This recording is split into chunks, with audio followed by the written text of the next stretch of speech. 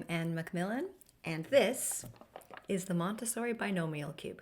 Put the prisms on the table at random. Sort the prisms by color. Starting with red cubed, put the prisms on the map with the red in the top left corner. Red touches red, and black touches black. In the first layer of prisms, all of the prisms should be the same height as the red cubed. Move the first layer of prisms from the map to the cube. Put the second layer of prisms onto the map, starting with blue cubed.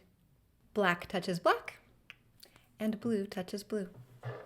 Put the second layer of prisms into the box, and then we're done.